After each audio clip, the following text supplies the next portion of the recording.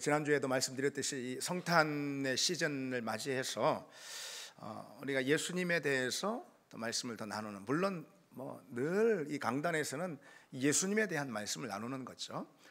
그런데 특별히 요한복음 14장 6절 이 말씀을 가지고 예수님께서 나는 누구라 당신을 친히 소개해 주신 그런 본문 말씀이죠. 이 말씀을 통해서 우리가 좀 집중적으로 예수님에 대해서 말씀을 나눌 텐데, 오늘은요 진리로 오신 예수님에 관해서 함께 말씀을 나누겠습니다. 그 한국 기독교 목회자 협의회라는 한목협이라고 합니다. 그런 단체가 있는데요. 여기서 최근에 이런 조사 결과를 내놨습니다. 그러니까 기독교 신자 가운데 10명 중 1명은 이단 신자 아니면은 이단성이 짙은 신자이다 라는 그런 조사 결과를 내놨어요. 이게 굉장히 여러분 충격적이죠. 10명 중 1명은 이단이다. 얼마나 충격적입니까? 근데 이런 거예요. 그러니까 자신을 기독교 신자다라고 답한 사람들의 신앙의 내용을 살펴보니까, 이게 설문조사로 이게 조사를 해보니까 사실은 이단 혹은 이단성이 있는 신앙으로 드러났다, 이런 얘기죠. 그러니까 10명 중 1명, 이것을 숫자로 말해보면은요 60에서 70만 명에 이르는 그런 숫자라고 이게 추산이 된다고 합니다. 60에서 70만 명 정도는 자기가 스스로 기독교인이다라고 말하고 있지만은 실은 성경적인 신앙이 아니고 이단성이 짙은 그런 신앙을 가지고 있다라는 이런 충격적인 내용이죠. 근데 이 점에 대해 왜 이런 결과가 나왔을까? 한목협이요, 왜 이런 결과가 나왔는지 진단을 하기를, 어떻게 진단을 하냐면은, 특별히 이제 최근 몇 년 사이에 코로나로 인해서 유튜브와 같은 그런 인터넷 매체들이 있잖아요. 그런 매체가 신앙생활의 어떤 주된 통로가 된 그 이후로, 사실 많이 그런 점이 있지 않습니까? 그런 이후로 말씀의 진리나 아니면은 신앙 교리가 확실히 정립이 안 된 그런 상태에서 그렇게 마구마구 어떤 그 인터넷상에 있는 그런 설교나 강좌나 이런 것에 노출되는 바람에 이처럼 기독교 신앙 참된 말씀의 진리에서 상당히 벗어난 그런 이단성이 짙은 신앙을 가지게 되었다라고 그렇게 한목협에서는 진단을 했는데요. 사실 저는 그보다는요 애초부터 그 전부터 교회는 다니지만은 진리에는 상당히 무관심하고 진리의 말씀에 소홀히 한 그런 그리스도인들이 원래부터도 많았기 때문에 이런 결과가 사실 당연히 나오지 않았는가 생각을 하게 됩니다. 진리에는 너무 무관심한 거죠. 다른 것에만 신앙생활에 관심을 두고. 실제로 목회데이터 연구소라는 기관에서요, 최근 우리나라 교회 성도들의 신앙생활 가운데 그들이 무엇에 관심을 두고 있는지 조사를 했습니다. 이거 사실 해마다 하는 거예요. 2023년도 연말인 올해에도 이제 이 조사를 했는데요. 그런데 또 해마다 이 조사 결과도 대동소이 비슷비슷합니다. 우리나라 교회 성도들은 신앙생활 가운데 어떤 것에 집중하고 제일 많이 관심을 갖느냐? 응답자의 86%, 제일 많은 사람들이요, 마음의 평안이나 위로에 제일 관심을 둔다, 이렇게 답을 했습니다. 그런가 하면 그 두 번째로는요, 가정의 행복에 가장 큰 관심을 두고 집중하며 신앙생활을 한다, 이렇게 답을 했습니다. 그렇게 여러 항목들이 있는데 맨 마지막 꼴등으로요, 영적 성숙, 그러니까 말씀의 진리 안에서 믿음이 성장하는 그런 영적 성숙에 주된 관심을 두고 신앙생활을 한다라고 답한 사람, 제일 꼴등이었습니다. 제일 적게 나왔다라는 거예요, 그런 사람들이. 여러분은 어떻게 생각하십니까? 여러분은 어떻게 그런 질문에 답을 하시겠습니까? 그런가 하면은요, 5명 중 2명은요 마음의 평안을 위해서 어떤 점이나 타로를 본 적이 있다. 타로가 뭔지 아십니까? 그렇게 답을 했다라는 거예요. 그 사실이 우리에게 뭘 가르쳐주고 있는가? 마음의 평안이나 어떤 안정을 얻기 위해서라면은 크게 뭐 타 종교의 뭐가 됐든 뭐 점이 됐든 사주가 됐든 타로가 됐든 얼마든지 볼 수 있다라는 그런 뜻 아니겠습니까? 그 사실은 결국은 진리나 구원보다는 심리적인 위안을 위해서 내가 신앙생활을 한다는 것을 드러내는 것 아니겠습니까? 여러분, 우리 신앙생활의 주된 내용이 과연 그것일까요? 우리 주님께서는 바로 그것을 위해서 이 땅에 오셨을까요? 아기 예수로 이 성탄의 시즌에 우리 주님께서는 우리의 마음의 평안이나 아니면 심리적인 위안을 위해서 이 땅에 오신 걸까요? 그렇지는 않잖아요, 여러분. 많은 경우 신앙생활 가운데 진리에는 그다지 관심이 없는 경우가 많이 있습니다. 신앙을 그저 마음의 평안이나 위로를 얻는 수단으로 하는 거죠. 뭐 대놓고 내가 그렇게 신앙생활 한다라고 말하는 사람은 뭐 많진 않습니다. 그러나 그 사람이 진리에 너무 관심이 없는 것을 보면은 사실 그 사람이 심리적인 위안거리로 신앙생활을 한다는 것이 증명이 되는 거죠. 그런 사람들은 아주 오랫동안 신앙생활을 하거나 말씀을 들어도 진리에 대해서 전혀 무장이 되지 않는 경우를 볼 수 있습니다. 그런 사람들이 교회에 참 무수히 많습니다. 그러나 그리스도인이라면 과연 누구일까? 그리스도인이라면 누구일까? 무엇보다도 하나님이 나를 거짓의 자리에서 진리의 자리로 편입시키셨다라는 이 사실을 가장 중요하게 주목하는 사람, 이 사람이 여러분 그리스도인 아니겠습니까? 진리의 반대는 거짓이니까 거짓의 자리에서 진리의 자리로 나를 초대하시고 나를 진리의 사람으로 삼으셨다라는 이 사실에 가장 주목하는 것이 그리스도인이죠. 그리고 오직 진리를 붙들고 진리 안에서 거하며 어둠의 권세가 심어놓는 모든 거짓, 그리고 세상이 자라게 하는 모든 그런 거짓된 세계관으로부터 자유하게 하는, 자유케 되는 삶, 이게 바로 그리스도인 아니겠습니까? 진리와 거짓을 냉철하게 분별하는 그런 사람, 이런 사람이 여러분 참된 그리스도인 아니겠냐는 것이죠. 그래서 여러분, 우리는 무엇보다도요 진리에 대한 열심을 가져야 되는 줄 믿습니다. 진리에 대한 열의, 진리에 대한 열심, 그리고 그 열심으로 진리를 증거하는 그런 사람, 그런 사람들이 바로 우리 그리스도인입니다. 교회를 한번 생각해 보세요, 여러분. 교회, 어떤 교회가 좋은 교회일까? 뭐 어떤 그리스도인이 좋은 그리스도인일까? 뭐 똑같은 내용인데 어쨌든 어떤 교회가 좋은 교회일까? 뭐 내가 느끼기에 사랑이 넘치고 그리고 정이 흘러나오고 그리고 좋은 일도 많이 하는 것 같고 그런 교회가 여러분 좋은 교회일까요? 물론 좋은 교회입니다. 당연히 그렇습니다. 그러나 진리에 만약 관심이 없다면은, 진리 안에 바로 서 있지 않다면은 어떤 다른 좋은 것들을 다 갖췄어도 그건 소용없는 일이라는 것이죠. 우리 주님께서 내가 느끼기에 그저 사랑이나 평안이나 또 기쁨이나 좋은 것이나 이런 것들을 내게 주시려고 이 성탄의 계절을 우리에게 오신 분은 아니지 않습니까? 우리 주님께서는 진리로 여기 오신 줄 믿습니다. 우리 주님은 진리가 되셔서 오셨습니다. 진리를 붙들고 진리를 전하려는 열심이 없으면은 그것은 교회가 아니고 그저 좋은 단체인 것이죠. 그저 좋은 모임인 것이죠. 여러분, 병원이라면은 어떠해야겠습니까? 아픈 사람 환자들을 고치고 치료하고 살려야 하는 거 아니겠습니까? 그게 병원이죠. 소방서라면은 어떠해야겠습니까? 재난 현장에서 죽어가는 사람들을 살려내야지 그게 소방서고 소방서가 존재하는 이유 아니겠습니까? 소방관이 여러분 잘생기면 뭐 하겠습니까? 연말만 되면은 왜 이 소방관들이 몸짱 소방관 달력을 냅니다. 그거 아십니까, 여러분? 소방관들이 막 이렇게 미스터 소방관 해가지고 몸짱 하는 그 달력을, 물론 그 굉장히 좋은 그 목적으로 하는 거거든요. 그걸 통해서 뭐 좋은 일들을 하려고 이렇게 하는 걸로 알고 있습니다. 뭐 어쨌든 그보다도 아니 뭐 소방관이 몸짱이면 뭐 하겠어요. 그리고 심지어 소방관이 친절하기만 하면 뭐 하겠습니까? 못 살리는데, 재난 현장에서 사람을 못 살리는데 잘생기면 뭐 하고 친절하면 또 뭐 하겠습니까? 여러분, 병원에 주차장이 편하고 구내식당에 밥이 맛있으면 뭐 하겠습니까? 병원이 사람을 살려야지. 그렇죠? 교회도 똑같습니다. 다른 건 다 주변적인 거예요. 주변적인 거.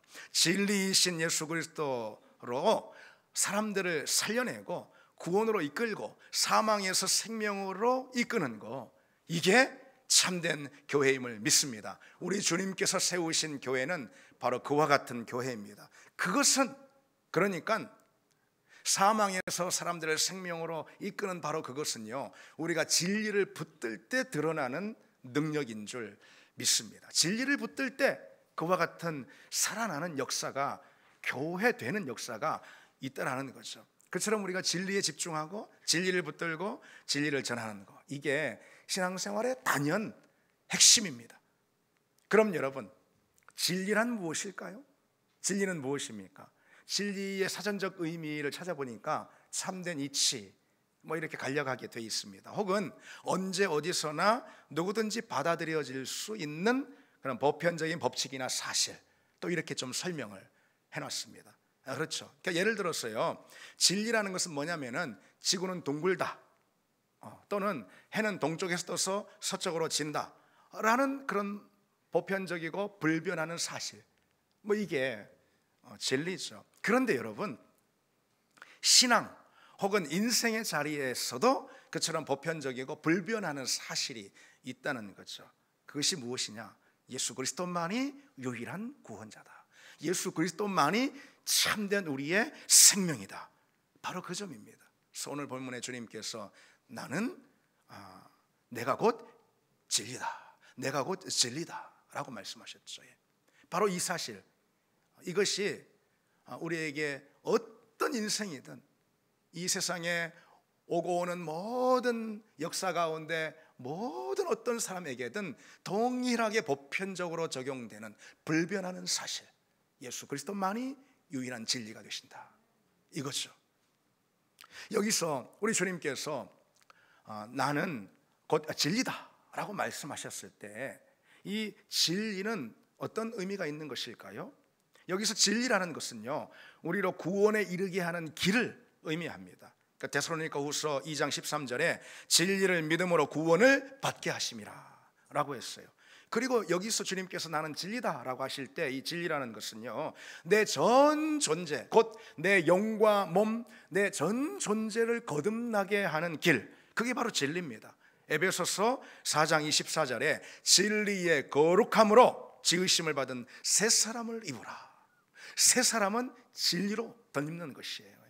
그리고 이 진리라는 것은요, 우리로 죄와 사망에서 자유하게 하는 게 바로 진리입니다. 요한복음 8장 32절에 우리 잘 아시죠? 진리를 알지니 진리가 너희를 자유하게 하리라. 진리는 죄와 사망의 우리를 자유하게 하는 것. 또한 진리는요, 심판의 기준을 말하기도 합니다. 심판의 기준이 되는 거예요. 누구나 진리를 따라서 심판을 받습니다. 데살로니가후서 2장 12절에 진리를 믿지 않고 불의를 좋아하는 모든 자들로 하여금 심판을 받게 하려 하심이라 그랬어요. 그러니까 여러분, 바로 그 진리, 곧 구원에 이르게 하고 거듭나게 하고 죄와 사망의 법에서 자유케 하고 그리고 심판의 기준이 되는 그 진리, 그 진리는 무엇이라는 거죠? 오직 우리 주 예수 그리스도, 예수 그리스도가 진리이심을 믿습니다. 여러분, 진짜 진품이라는 거 있잖아요. 진품. 이 진짜가 하나밖에 없듯이요, 진리도 하나밖에 없는 거예요. 진품이 있고 나머지는 다 모조품, 가짜인 거예요. 그렇듯이 진리가 있고 나머지는 다 가짜인 거예요. 진리는 유일하고 그리고 절대적입니다. 그러니까 진리인 거예요. 그러나 여러분, 오늘날 이 시대를 한번 돌아보십시오. 세상은 그와 같은 절대 진리는 없다라고 주장을 합니다. 옳고 그런 것에 대한 판단은 사람마다 다르다라고 이렇게 말합니다. 그러니 언제 어디서나 누구에게나 옳은 그런 절대 진리라는 것은 없다, 그렇게 말합니다. 가치와 신념도요, 그리고 심지어 윤리와 도덕도 모두 상대적이라는 거예요. 너에게는 그것이 가치 있는 것인지 몰라도 나에게는 아니야, 그럴 수는 있다고 봐요. 그러나 너에겐 그것이 도덕적인 건지는 몰라도 나는 아니야. 이렇게 되면 조금 여러분 뭐가 문제가 생기지 않겠습니까? 그렇죠? 그게 너에게는 윤리적인 건지 몰라도 나에게는 아니야. 심지어는 그것이 너에게는 진리가 될지는 모르지만은, 구원을 얻는 진리가 될지는 모르지만은 나에게는 아니야. 사람마다 다 달라. 이것은 훨씬 더 비뚤어지고 엇나간 주장이 되는 것이죠. 그러니까 진리에 대해서도 상대적으로 만들어 버리는 거예요. 그러니까 상대적으로 누구에게는 진리인데 누구에게는 아니다. 누구에게는 정답인데 누구에게는 오답이다. 그러니까 오늘날 이런 어떤 상대적인 세계관을 가진 그런 세상이 되어버리고 말았다라는 것이죠. 그래서 도덕도 윤리도 가치도 신념도 그리고 결국에는 구원을 얻는 길에 대해서도 상대적으로. 근데 여러분, 재미있는 사실이 있는데 뭔지 아십니까? 이 절대 진리는 없다 이런 얘기잖아요. 이게 상대적인 주장이라는 상대적인 세계관을 가진 사람들은 절대 진리는 없다라는 그 주장만큼은 또 절대적으로 강요합니다. 이게 모순이지 않습니까? 세상에서 오직 절대적으로 받아들여지는 주장은 절대 진리는 없다라는 그 주장밖에 없다는 거예요. 이게 너무나도 모순 아니겠습니까? 아니, 절대 진리는 없다며. 근데 절대 진리는 없다라고 주장하는 그 주장만큼은 절대적으로 강요되고 있다는 게 여러분, 이게 너무나도 모순 아니겠습니까? 자기 모순에 빠져버리는 거예요. 뭐 그럼에도 불구하고 세상 사람들, 특별히 지식인이라 하는 사람들, 진리에 대한 집착에서 우리를 해방하는 것이 우리가 추구해야 할 궁극적인 진리다, 뭐 이런 궤변 같은 소리를 늘어놓습니다. 너도 옳고 나도 옳은 만큼 구원의 길은 다 다양한 거야. 사실 이것이 어둠의 권세가 뿌려놓는 그런 거짓의 씨앗 아니겠습니까? 오늘날 그와 같은 이 상대주의가 절대적으로 강요되는 그런 세상에 살고 있어요. 그래서 이것이 옳은 길이야, 이것이 옳음이야 라고 함부로 주장할 수 없는 그런 시대에 살고 있다 이 말이죠. 그래서 상대주의는요, 아주 엄연한 사실에 대해서도요, 자신의 이해와 판단 기준에 따라서 다르게 받아들이기도 한다는 거예요. 엄연한 사실인데도 불구하고, 예를 들어서 성별, 남자와 여자, 남성과 여성이 있잖아요. 그런데 그 엄연한 사실이잖아요. 그럼에도 불구하고 성별은 그렇게 나누지 않는다, 이런 주장을 하는 거죠. 내가 남자라는 것은 그저 사회적으로 학습된 결과일 뿐이지 실은 나의 성은 내가 느끼는 대로이다. 내가 여성으로 느끼면 난 여성이다, 뭐 이런 거 아니겠어요? 내가 느끼고 생각하는 성 정체성이 바로 나의 성이기 때문에 남이 말이지 함부로 나한테 너는 남자야, 너는 여자야, 그렇게 규정할 수 없다는 그런 말입니다. 그래서 요즘은 가까이 가서 물어봐야 됩니다. 우리 윤지 집사한테도 당신은 뭐라고 제가 남성입니까, 여성입니까? 근데 여러분, 우스운 것 같죠? 그러나 서구 사회에는요, 물밀듯이 벌써 뭐 이게 다 침수가 됐고요. 이런 상대주의적 세계관 가운데 우리나라도 머지 않았습니다. 더 나아가서 이 성이라는 거, 엄연한 진실, 사실이잖아요. 이 성이라는 건 그저 남성과 여성만 있지 않다라고 하는 거예요. 그래서 예전에는요, 양성평등이라고 말했어요. 평등에 대해서 말할 때도. 여러분 아십니까? 주의 깊게 보셨습니까? 요즘은요, 성평등이라고 말해요. 왜? 성은 남성과 여성이 아니라는 거예요. 그래서 젠더라는 말을 만들어내서 무려 수십 가지 성이 있다. 근데 어떻게 양성평등이라고 할 수 있냐? 그냥 성평등이라고 해야지. 그런 생각에서 이 성평등이라는 말을 우리 나라의 고위 공직자들도 그렇게 표현을 하는 거예요. 다 그런 의도가 깔려 있는 것입니다. 여러분, 그거 혹시 발견 못 하시겠습니까? 성이 수십 가지라고 보는 거예요. 그래서 몇 가지만 참 웃을 수도 없는데 예를 들면은요, 바이젠더라는 성 정체성이 있다는 거예요. 남성과 여성 두 정체성을 각각 개별적으로 내가 느끼는 거예요. 한 사람이 내가 뭐 남자였다, 뭐 여자였다, 그렇게요. 에이젠더라는 성 정체성도 있어요. 자신을 어떤 성별로도 인식하지 않는 거예요. 그런가 하면은 젠더 플로이드라고요. 이거는 뭐 자기 성이 고정적이지 않고 유동적이라 이렇게 느끼는 사람이에요. 그러니까 한마디로 말해서, 쉽게 표현해서 오늘은 남자 화장실 갔다가 내일은 여자 화장실 가는 것을 너무나도 당연시 여기는 그런 사람이라는 거죠. 그렇게 성 정체성이라는 것이 다양하기 때문에 성적 지향 역시 여러 가지 나타날 수가 있다. 그러니까 이성에만 있는 게 아니야. 동성애도 있을 수 있고, 아니 양성애도 있을 수 있어. 이렇게 말하는 세상이 됐다라는, 그게 틀리다고 말하면 안 돼. 다양한 거고 다른 것일 뿐이야. 여러분 어떻습니까? 내가 오늘 일어나면 남자로 스스로 느끼고, 내가 느끼는 대로 내일은 여자가 돼가지고선 그 여자 화장실에, 그게 뭐 미친. 예. 근데 요즘은요, 함부로 입을 열어서 그렇게 말할 수도 없다라는 것이죠. 그것을 법으로 아예 정하려고 하는 것이 차별금지법 아니겠습니까? 예. 한편 이런 일도 있었습니다.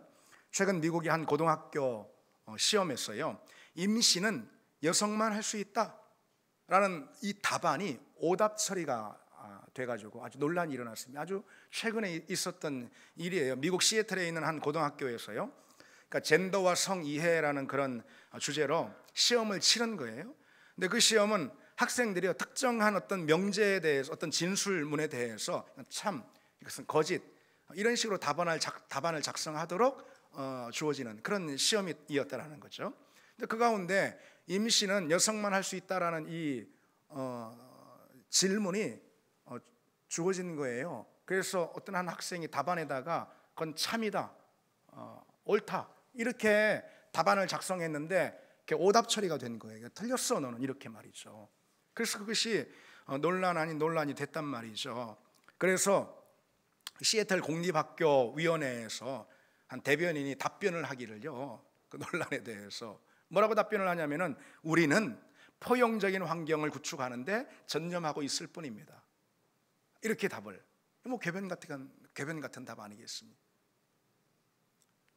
그게 바로 여러분 상대주의가 만들어내는 세상이고, 그런 세상이 파도처럼 멜물처럼 우리에게 밀려오고 있는 거, 여러분 우리는 주목해야 합니다.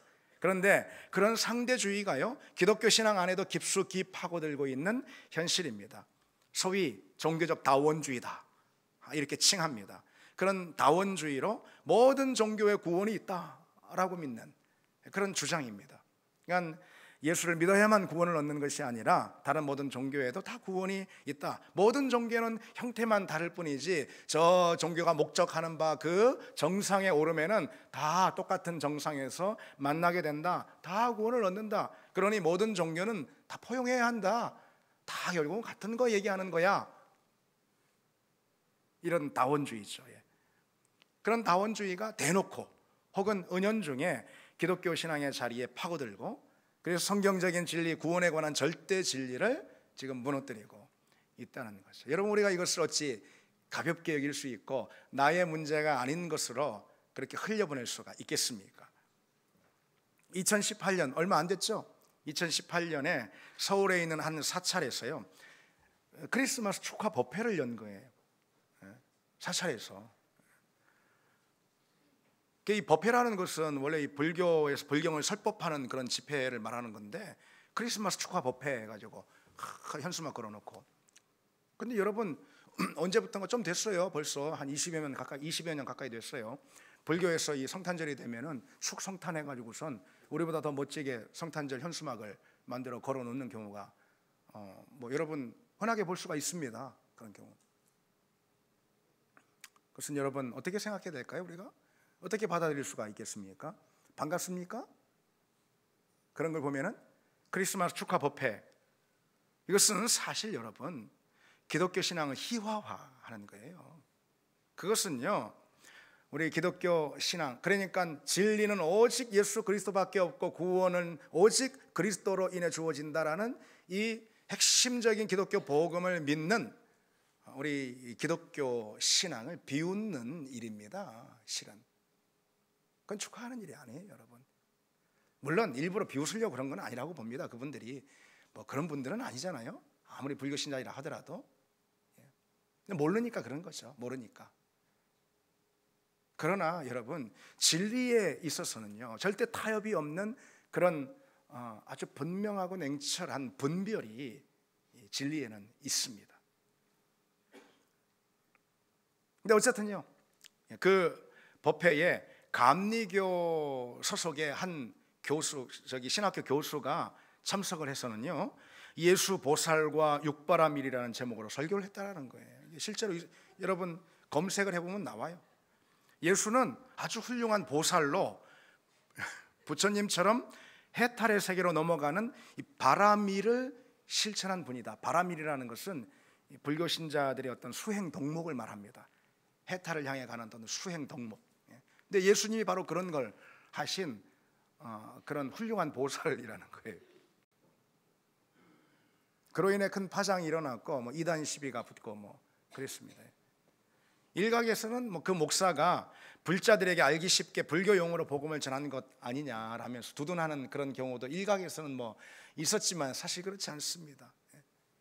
불교의 용어로다가 어떤 기독교의 진리를 어떤 교리적인 내용을 담아서 전하려고 했다면은 불교가 훨씬 더 많았던 그런 우리나라 복음이 전해지는 140년 전에 우리 선교사님들이 불교의 용어로 기독교 진리를 이미 설명했을 것입니다. 그러나 오늘날의 소위 불자들이라고 하는 사람들이 기독교에 대해서 뭐 들어본 적이 없는 것도 아니고 한국 교회가 제일 이렇게 교세가 큰데 말이죠. 그런 건 아니잖아요. 근데 여러분, 분명한 것은 예수님을 보살로 지칭을 하거나 예수 그리스도의 구원 사역을 불교 수행인 육바라밀로 보는 이런 태도는 전혀 성경적이지 않고 기독교 구원론을 완전히 왜곡하는 행태다. 이렇게밖에는 볼 수가 없는 거죠. 여러분, 한번 생각해 보십시오. 예수는 육바라밀을 실천한 훌륭한 보살입니다. 이렇게 설교를 하고 있는 설교자나 그 설교를 듣고 있는 거기 불교 신자들이나 그 예수님을 주님이 친히 말씀하신 그대로 진리로 오신 분, 참된 진리, 유일한 진리, 온전한 진리. 그래서 예수 아니면은 다른 길로는 구원을 얻을 수 없는 바로 그 진리로 오신 분임을 거기 앉아 있는 그 사람들도 받아들일까요? 그건 만무한 일이죠. 사실 그 교수라는 사람은요, 신학교 교수, 예수님을 불교의 교리와 어떻게든 조금 뭐 연결시켜 가지고선 불교에도 구원이 있다라는 것처럼 그렇게 말하고 싶어서 그런 설교를 하지 않았는가 싶습니다. 그가 다른 강연에서 말한 것들을 보면은 확인할 수가 있습니다. 이런 주장들을 했어요. 기독교와 단군교는 사실 다 같다. 그 씨는 같은 하나님이다. 또는요, 우리 민족이 믿어온 하느님과 기독교의 하나님은 실은 같은 하나님으로 기독교만 믿는다고 구원을 얻는 것은 아니다. 기독교를 안 믿는다고 구원에서 제외되는 것은 아니다. 뭐 그런 주장을 한 바가 있습니다. 그러니까 이런 거예요. 포용이라는 이름으로 나는 이렇게 포용적이야, 나는 불교 절간에 왔을 때 이렇게 포용적이야 라고 자기 자신을 사실 선전하고 싶어서 그런 거죠. 나는 예수보다도 더 포용적이고 예수보다도 더 사랑이 많고 자비로운 사람이야 라고 그렇게 말하는 것과 같지 않습니까? 예수님은 나로 인하지 않고는 구원을 얻을 자가 없다라고 하셨는데 그렇지 않습니까? 그러니까 포용이라는 이름으로 그런 종교적인 상대주의가 진리의 뚝을 지금 어마어마하게 무너뜨리고 있는 그런 시대적 현실 가운데 우리가 놓여 있습니다. 여러분, 오늘 본문을 한번 보십시오. 우리 주님께서 뭐라고 말씀하시죠? 내가 곧 진리요, 내가 곧 진리다. 그리고 이어서 뭐라고 말씀하시죠? 나로 말미암지 않고는 아버지께로 올 자가 없느니라. 그게 진리인 거예요. 그래서 나로 다시 말해 그 진리이신 예수 그리스도로 말미암지 않고는 아버지께로 올 자가 없기 때문에 여기서 말하는 그 진리는 유일한 진리이고 곧 절대 진리인 것입니다. 특히 우리 주님께서 뭐라고 말씀하시죠? 내가 너희들에게 진리를 소개해 주마, 내가 너희들에게 진리를 가르쳐 주마, 이렇게 말씀하시지 않고 내가 곧 진리다, 내가 곧 진리다 라고 말씀하셨죠. 예수 그리스도만이 유일한 진리라는 거예요. 진짜 진품은 하나밖에 없듯이요, 진리는 하나밖에 없습니다. 자연히 진리 외에 다른 모든 것은 거짓이 되는 거예요. 내가 진리다라고 진리인 행세를 하는 것은 당연히 다 거짓이 되는 거 아니겠습니까? 그렇기 때문에 여러분, 진리를 붙든 우리에게는, 그리스도인에게는 진리에 대한 확신이 있어야 되는 거예요. 어떤 것보다도 진리에 대한 확신. 그 진리에 대한 확신은요, 다른 모든 주장의 거짓 주장에 대한 거부 그리고 비판도 같이 가지고 있을 수밖에 없는 거죠. 여기 진짜가 있어요. 진품이 여기 있어요. 근데 다른 것이 진짜라고 말해요. 그에 대한 어떤 강한 거부와 그리고 비판, 그 점에 있어서는 진리에 관한 그 문제에 있어서는 그런 거부와 비판이 동반되는 것, 여러분 이것이 이상한 일입니까? 당연한 일이죠. 그래서 진리를 붙든 사람에게는요 치열함이 있습니다. 우리가 진리를 붙들고 진리 안에 붙들림 받은 우리의 인생은 이제부터 오직 진리로만 살기 때문에 우리 신앙생활은 그리스도인의 삶은 치열함이 있다라는 것이죠. 그렇습니다, 여러분. 오직 예수만이 진리라는 이 흔들림 없는 확신, 예수만이 주와 그리스도가 되신다는 분명한 고백, 예수 그리스도 외에는 다른 어떤 길에도 생명도 구원도 없다라는 이 믿음, 이 믿음이 그리스도인인 우리라면 누구에게나 있어야 합니다. 그리고 진리에 있어서는 배타성이 동반됩니다. 그렇다고 여러분 무슨 불신자들을 미워하라, 다른 종교 믿는 사람들을 미워하라, 그들과의 관계를 거부하라, 그런 것이 절대로 아니죠. 그런 이야기가 아니죠. 진리, 오직 예수로만 구원을 얻는다라는 이 사실에 있어서는 타협이 없어야 한다라는 말씀을 드리는 거죠. 여러분 초대교회 당시 그토록 복음이 급속히 확산된 이유가 무엇일까요? 당시 성도들은요 진리로 붙든 예수 그리스도 복음이 유일하게 참되다 라고 믿었고, 세상 가운데도 오직 그 길밖에 없다 라고 전했고요, 그리고 다른 모든 종교적 주장들을 거짓과 우상이라고 분명히 했습니다. 이들은 예수님이 절대 진리로 오셨다라는 거죠. 성탄의 계절에 우리가 기억해야 될 가장 중요한 메시지가 바로 그것 아니고 여러분 무엇이겠습니까?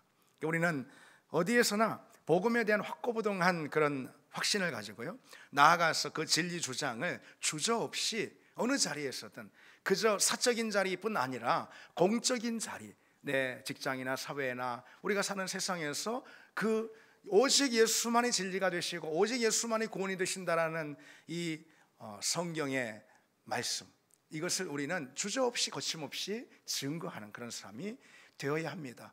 여러분 언제 진짜로 복음이 능력을 발하고, 언제 진짜로 복음이 되어서, 복음은 굿뉴스잖아요, 되어서 죽은 사람들을 살리고 어둠 가운데 있는 영혼들을 빛으로 인도하게 될까요? 언제 복음의 능력을 발할까요? 여러분 언제?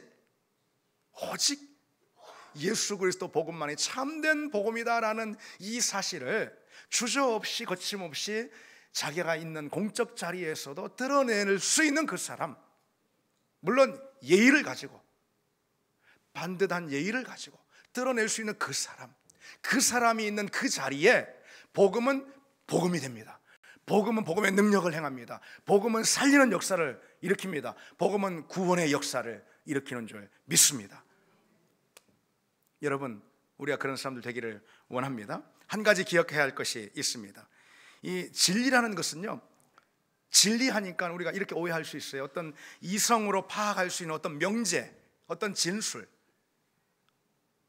어떤 사실, 내 이성으로 파악할 수 있는 어떤 명제, 그것이 아니고요, 진리는 인격입니다. 인격. 왜냐하면요 예수 그리스도께서 내가 곧 진리다라고 말씀하셨잖아요. 인격이신 예수님께서 진리를 가르쳐주러 오신 게 아니고 내가 진리다라고 말씀하셨잖아요. 그래서 이 진리라는 것은 우리가 이성으로 파악하거나 아니면 지성으로 알아내는 그 무엇이 아니고, 곧 우리가 인격으로 만나야 하는 바로 그분, 인격이 곧 진리입니다. 우리가 진리를 어떻게 알 수 있을까? 여러분에게 한번 묻겠습니다. 어떻게 우리가 진리를 알 수 있을까? 진리는 인격이기 때문에, 곧 인격이신 예수 그리스도이기 때문에 그분과 인격적인 교제를 함으로써 우리는 진리를 발견하고 진리 안에 거하고 그리고 진리를 깨닫게 됩니다. 주님을 만나고 주님의 성품을 경험하는 그 과정에서 우리는 진리를 얻게 됩니다. 우리는 진리 안에 거하게 된다는 거죠. 그러니 우리는 여러분 주님께 더 가까이 나아가야 하는 것이죠. 진리는 그냥 배우는 게 아닙니다. 진리는 주님 안에 거하는 것입니다. 왜? 주님이 진리니까. 특히 무엇을 통해서요? 성경의 말씀을 통해서. 말씀 안에서 주님과의 사귐이 있지 않습니까?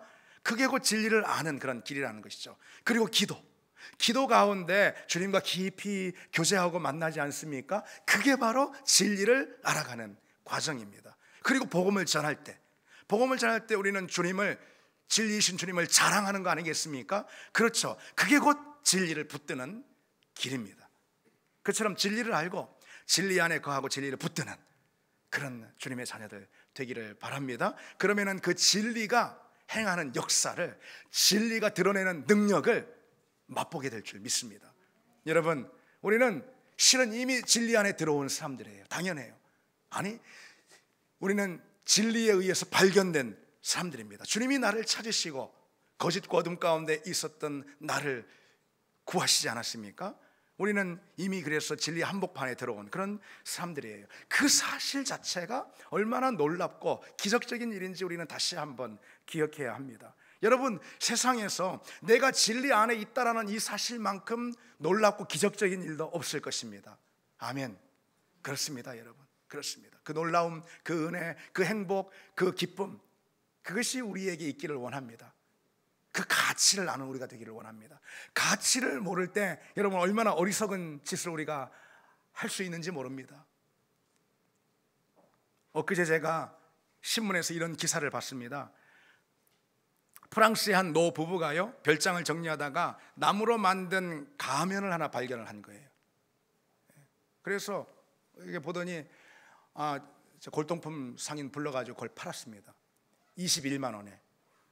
그런데 그 가면이 6개월 후에요, 한 경매에 나왔는데 60억 원에 팔린 60억 원. 그 사실을 나중에 알게 되고 막 정말 뒷골이 땡기게 된 것입니다. 이 가면이 어떤 거냐면 19세기 아프리카 가봉의 팡족이라는 그 부족이 제작을 한 가면인데요, 이게 전 세계에서 12개밖에 없을 정도로 아주 희귀한 것인데, 희귀할 뿐만 아니라 그 아주 진귀해가지고선 그 피카소 같은 그 화가가요, 그 가면을 보고 영감을 얻어서 그림을 그리고 뭐 그렇게 했다고 그럽니다. 그래서 이 경매 관계자 중 한 사람이 이렇게 말을 했어요. 레오나르도 다빈치의 그림보다 훨씬 더 희귀하다. 그 정도로 가치가 있어요.